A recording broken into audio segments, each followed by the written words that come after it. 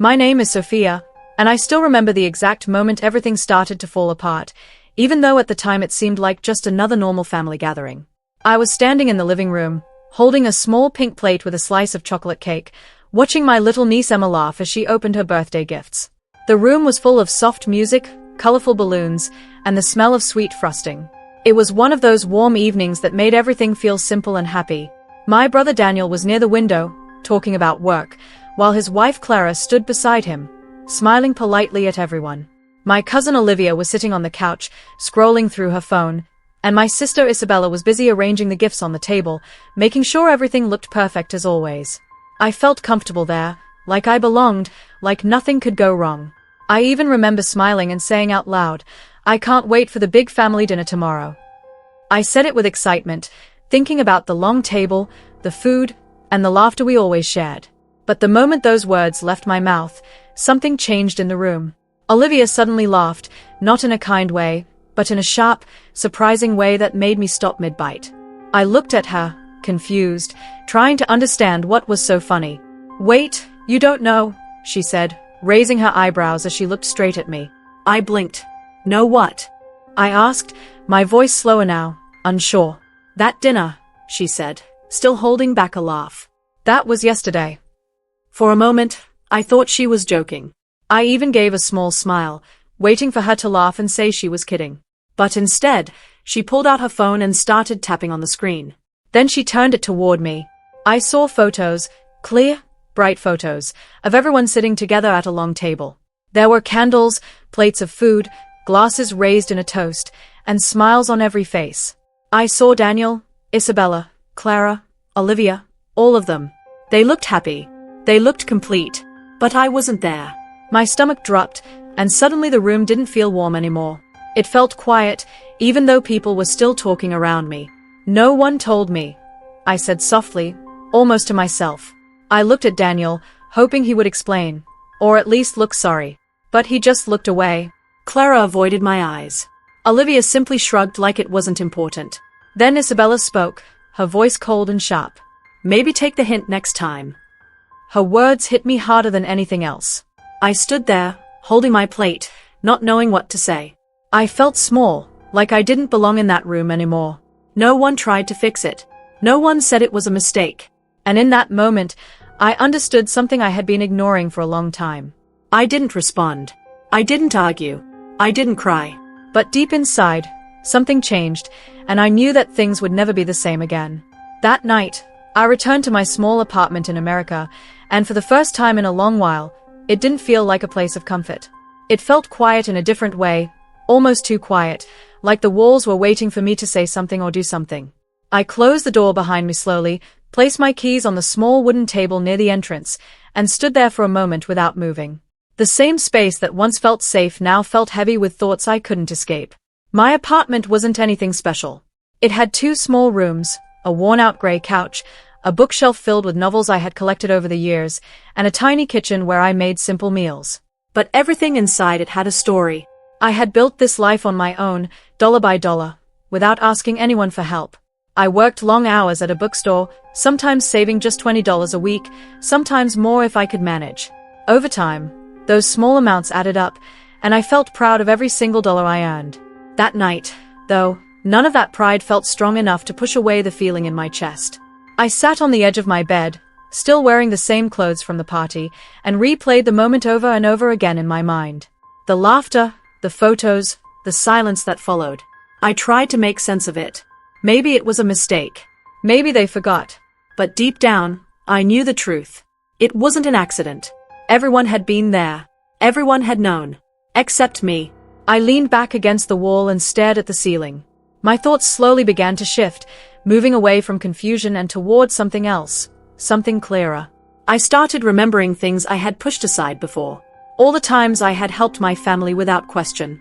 When Daniel called me one night, saying he needed $800 to fix his car, I sent it the next morning. When Isabella said she was short on rent and needed $1,200, I didn't even hesitate. Olivia once told me she wanted to travel across Europe but didn't have enough money, so I gave her $500, telling her to enjoy herself. I never asked for anything in return. Not even a thank you most of the time. I sat up and walked over to my small desk, where my laptop rested under a soft yellow lamp. My hands were steady as I opened it. If there was one thing I always kept organized, it was my finances. I clicked through a few folders and opened my savings account. The number on the screen appeared clearly. $25,000. It wasn't a huge amount, but it was enough to give me choices. Enough to make a decision. I stared at the number for a long time, thinking about everything it represented. Years of effort, quiet sacrifices, and moments when I chose to give instead of keep. And suddenly, I realized something that felt both simple and powerful. I didn't owe anyone anything. Not anymore. But there was something else. Something bigger than my savings. Something I had kept hidden for a long time because I didn't want to create problems in the family. Our grandmother's house in Europe. It was an old but beautiful place, with tall windows, wooden floors, and a large dining room where we used to gather as children. Everyone loved that house. It was more than just property. It was memory, tradition, and pride. After our grandmother passed away, everyone assumed the house would somehow belong to all of us equally, even though nothing official had ever been discussed openly. But there was something they didn't know. A few months before she passed, my grandmother had called me to her room. She spoke softly, but her words were clear. She told me she trusted me, that I was the only one who never expected anything from her. Then she handed me a document. I didn't fully understand it at the time, but later I realized what it meant. She had given the house to me. I never told anyone. I didn't want arguments, didn't want to break whatever peace the family still had. So I stayed quiet, letting everyone believe what they wanted. But now, sitting alone in my apartment, thinking about that dinner I was never invited to, I felt something shift inside me again. This time, it wasn't just pain. It was clarity. I closed my laptop slowly and took a deep breath. My decision wasn't made out of anger, even though part of me was hurt. It was made out of understanding. I finally saw my place in the family, and it wasn't where I thought it was. The next morning, I woke up earlier than usual. The sun was just beginning to rise, casting a soft light through my window. For the first time in days, my mind felt calm. Not empty, but clear. I made a cup of coffee, sat at my small kitchen table, and picked up my phone. My fingers didn't shake. I didn't hesitate. I dialed the number of a property agent in Europe, someone I had spoken to once before but never seriously. When the call connected, I spoke in a steady voice. "Hello," I said. "I'd like to put a house up for sale." There was a brief pause on the other end. "Of course," the agent replied. "Can you give me the details?" I looked out the window for a moment, then answered. "Yes," I said. "I can." The next 2 days passed quietly, almost too quietly, as if the world was waiting for something to happen. I went to work at the bookstore like I always did, arranging shelves, helping customers, and pretending everything was normal.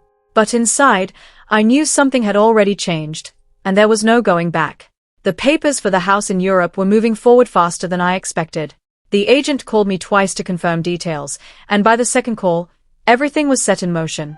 On the third day, I woke up early, feeling calm in a way that surprised me. I made my usual cup of coffee and sat at the kitchen table, staring at my phone. I knew what I had to do next. It wasn't something I was afraid of anymore. It was something I needed to do. I opened the family group chat. There were old messages there, birthday wishes, jokes, photos from past gatherings. For a moment, I hesitated, my thumb hovering over the screen. Then I typed slowly, carefully choosing each word. "I hope you all enjoyed the dinner," I wrote. "By the way, the house in Europe is being sold. Papers are already signed." I read the message once, then pressed send. At first, nothing happened. The chat stayed still, silent, as if no one had seen it yet. I placed my phone on the table and took a sip of coffee, letting the quiet stretch for a few seconds longer. Then the first message appeared. "What do you mean sold?" It was from my brother Daniel. Another message followed immediately. "You can't do that," Isabella wrote. Then Olivia, "This is a joke, right?" I watched the messages come in one after another, faster and faster, like a storm building. My phone started buzzing constantly, lighting up the table with every new notification. Calls began to come in too, first Daniel, then Isabella, then even Clara. I let it ring for a moment before picking up Daniel's call. "What are you talking about?" he said the second I answered. His voice was loud, filled with anger and disbelief. "You don't get to just sell the house like that." I leaned back in my chair, keeping my voice steady. I already did, I replied calmly. There was a pause, then a sharper tone. That house belongs to all of us. No, I said quietly. It doesn't. Before he could respond, I ended the call. Almost immediately, Isabella called. I answered this time as well, but her voice was even louder. Sophia, have you lost your mind? She snapped. That house is our family home. You had no right. I had every right, I interrupted, still calm. You're being selfish, she said quickly. After everything. After everything. I repeated, my voice still soft but firm. Do you want to talk about everything? There was silence on the line, just for a second. You all had dinner without me, I continued. No one told me. No one even thought to include me. That's not the same thing, she said, but her voice had changed slightly. It is to me, I replied. And then I ended the call. The messages in the group chat didn't stop. Questions, accusations, confusion, they all mixed together in a flood of words. But I didn't respond to any of them right away. I let them speak, let them feel what they needed to feel. A few minutes later, Clara called. Her voice was softer when I answered. Sophia, she said gently, why would you do this? I closed my eyes for a moment before answering. Because I finally understand something, I said. What do you mean? She asked. I mean that I was never really part of this family, I replied. At least, not in the way I thought I was. That's not true, she said quickly, but she didn't sound fully convinced. Then why wasn't I there? I asked simply. She didn't have an answer. The silence between us said more than words ever could. I didn't do this to hurt anyone, I added after a moment. I did this because I needed to stop pretending. Clara sighed softly, but she didn't argue. This is going to change everything, she said. I know, I replied. And for the first time, I truly meant it. Over the next few hours, the reality began to settle in for all of them. The agent contacted Daniel directly after he tried to interfere, confirming that the sale was legal and already in progress. That was when the panic truly started. The house wasn't just a place, it was the center of every family memory they cared about. Birthdays, holidays, dinners, everything happened there. And now, it was slipping away. Daniel sent another message, this time less angry and more desperate. We can talk about this. Just don't sell it. Isabella wrote, we can figure something out together. Olivia even sent, please, Sophia, don't do this. I read every message carefully. Then, after a long pause, I finally replied. I already have. This time, there were no immediate responses. No quick arguments or sharp words. Just silence.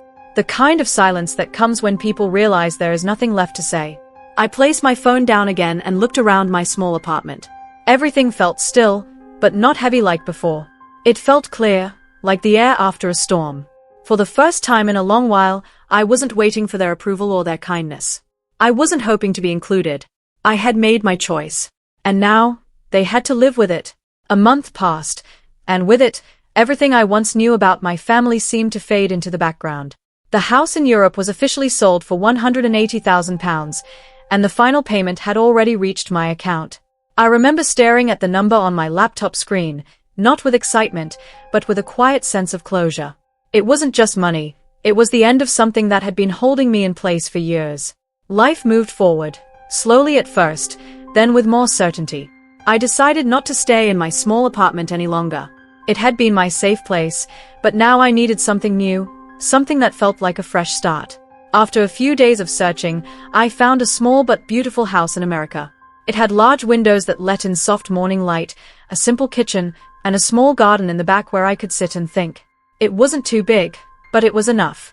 I bought it without hesitation, paying $95,000 and still having plenty left to build something for myself. Moving in was quiet. No one from my family came to help, and I didn't ask them to. I unpacked my books, arranged my furniture, and slowly turned the empty house into a place that felt like home.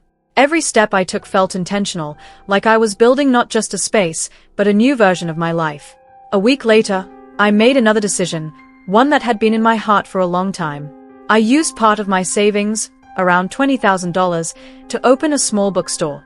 It wasn't a large business, just a cozy shop on a quiet street where people could come in, sit down, and lose themselves in stories. I named it Second Chapter, because that's exactly what it felt like for me. The first few days were slow. A few customers walked in, looked around, and left. But I didn't feel discouraged. I had learned patience over the years. Slowly, people started coming back. A young man named Lucas came in almost every afternoon, always choosing a different book. An older woman named Margaret spent hours reading by the window, smiling softly whenever I greeted her. These small moments meant more to me than I expected. For the first time, I felt seen, not because I was giving something away, but simply because I was there. One evening, as I was closing the shop, my phone buzzed. I looked at the screen and saw a message from Clara. "She misses you," it read. I didn't need to ask who she meant. Emma. I stood still for a moment, holding the phone in my hand. I could almost picture Emma's small face, her laughter, the way she had hugged me at her birthday party. A part of me felt a quiet ache, something soft and difficult to ignore. I typed a reply, then erased it. I tried again, then stopped. In the end, I simply wrote, "I miss her too." That was all. Days turned into weeks, and I focused on my new life. The bookstore began to grow slowly, bringing in enough money to support me comfortably. I learned how to manage everything on my own: supplies, customers, accounts, and with each passing day, I felt stronger. Not in a loud or obvious way, but in a steady, quiet way that stayed with me. Sometimes, I thought about my family. Not with anger, but with understanding. I realized that I had spent so much time trying to be part of something that never fully accepted me. I had given money, time, and care, hoping it would bring me closer to them. But respect doesn't come from giving, it comes from being valued. And that was something I had finally learned. One afternoon, as I sat in the small garden behind my house, holding a warm cup of tea, I looked around at everything I had built. The house, the bookstore, the quiet life that now felt complete. There was no noise, no pressure, no feeling of being left out. Just peace. I didn't hate my family. I didn't wish them harm. But I also didn't feel the need to go back to the way things were. Some distances are necessary, not because we want them, but because we need them to grow. They thought I would stay quiet forever, that I would always accept whatever they gave me, even if it was nothing. They were wrong. And as I sat there, watching the sunlight fade into the evening, I realized something simple but important. This was my life now. And for the first time, it truly felt like it belonged to me.